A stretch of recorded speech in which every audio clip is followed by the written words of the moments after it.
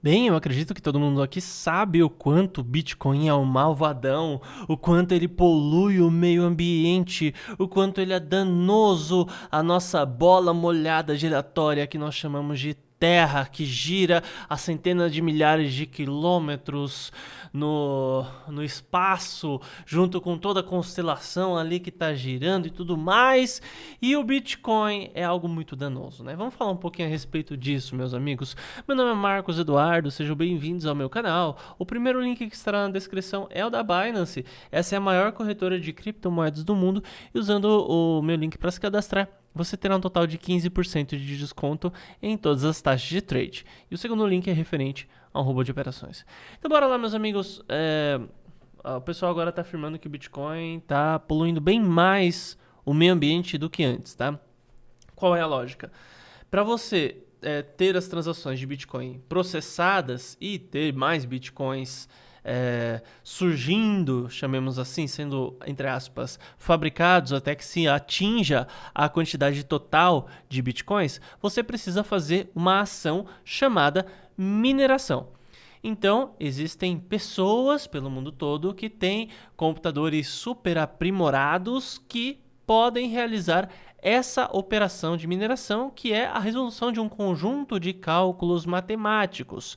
Explicando de uma maneira mais fácil ainda, quando o Joãozinho transfere Bitcoin para o Pedrinho, como que faz? Esse Bitcoin é como se estivesse passando pelo computador de outras pessoas para todo mundo falar assim: olha, a transação realmente está acontecendo, realmente está ocorrendo. Olha, essa transação realmente aconteceu, não é uma fraude. Daí passa pelo computador de outra pessoa e essa outra pessoa vai falar: olha só que interessante, realmente esse Bitcoin aqui está sendo transferido, ninguém está hackeando o sistema, ninguém está tentando fazer coisa errada. Até que chega no... Eu esqueci se era o Joãozinho ou era o Pedrinho que estava recebendo. Enfim, um mandou pro outro e o outro recebeu. Então passou pelo computadorzinho de 6 pessoas. Essas pessoas validaram. Essas pessoas são os mineradores.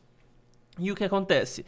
É que essas máquinas de mineração, essas rigs, enfim, elas são super potentes, tá? Elas são máquinas específicas para isso. Ainda hoje, algumas moedas são passíveis de mineração com placa de vídeo ou placas específicas para mineração, mas minerar Bitcoin precisa ser um equipamento específico.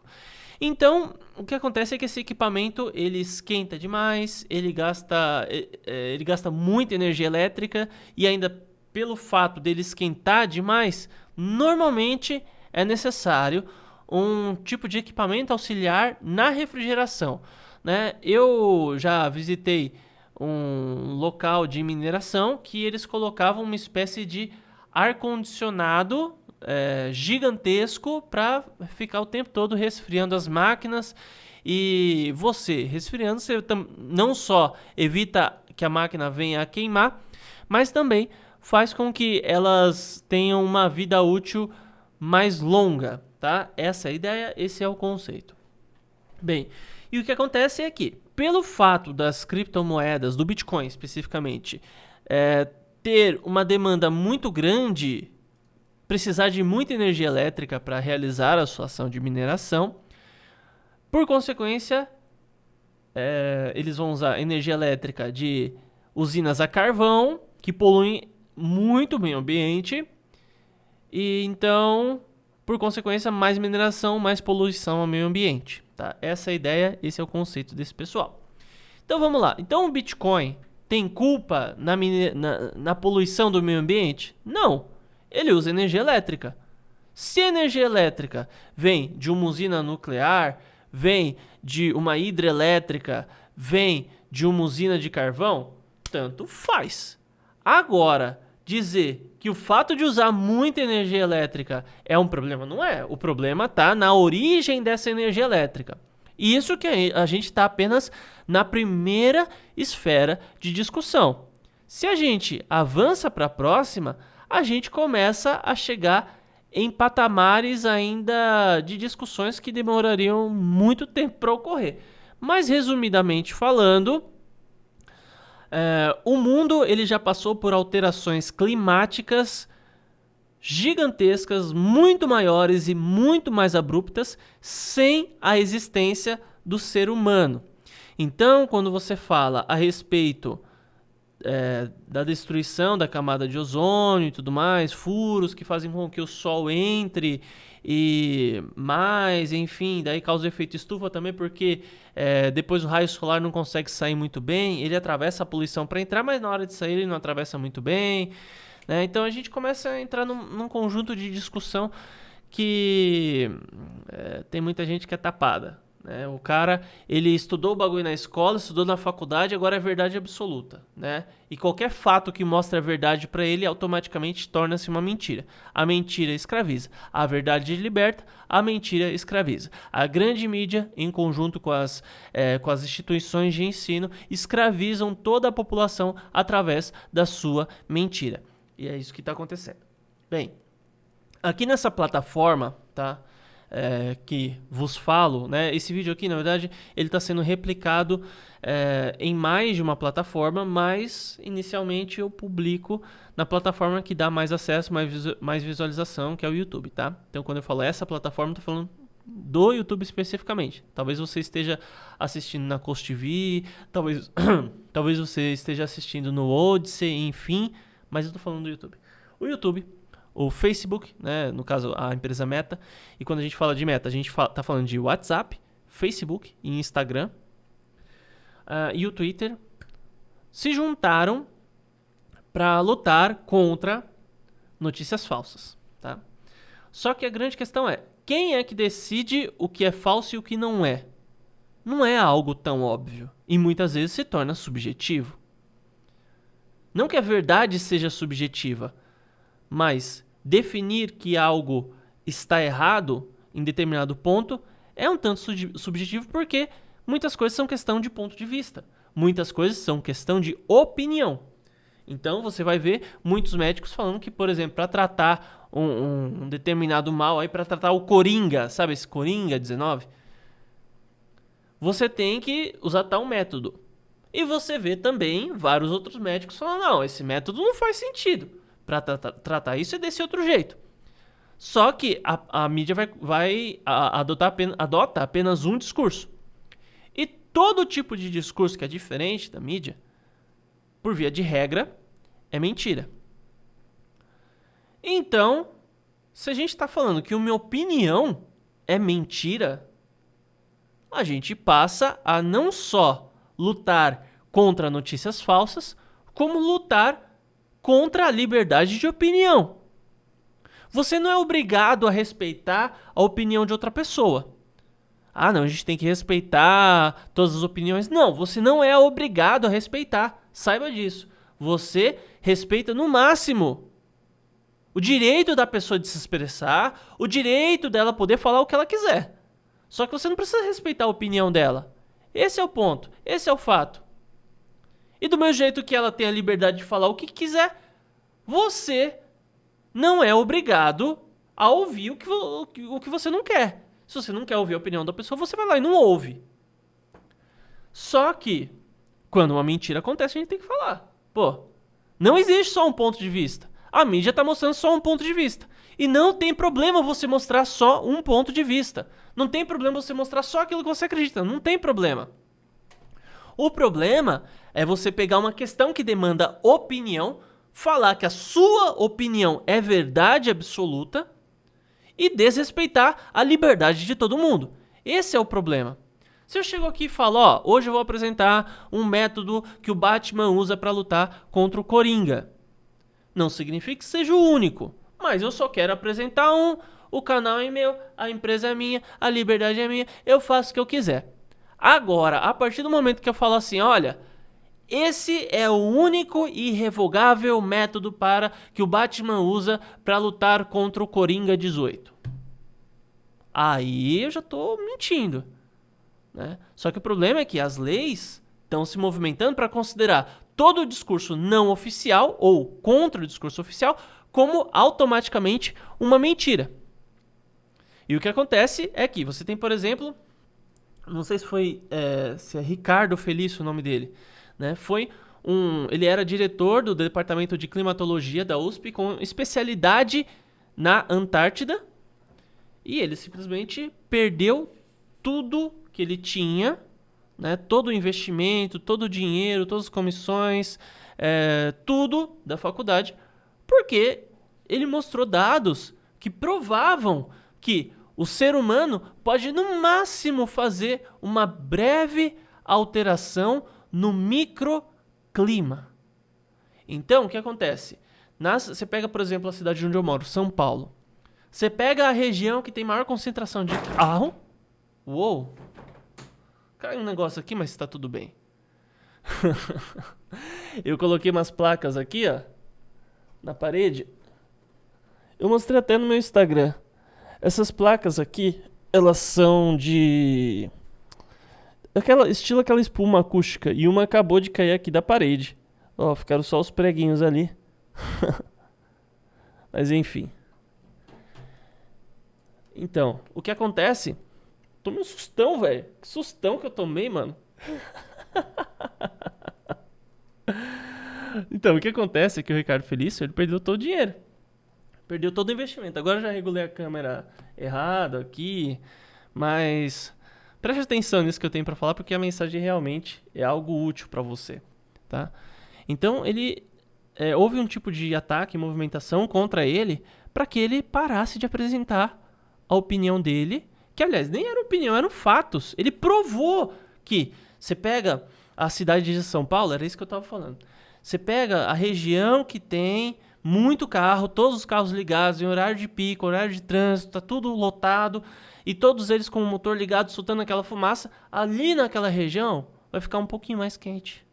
Mas isso não fura a camada de ozônio, isso não atrapalha o que aconteceu na cidade de São Paulo.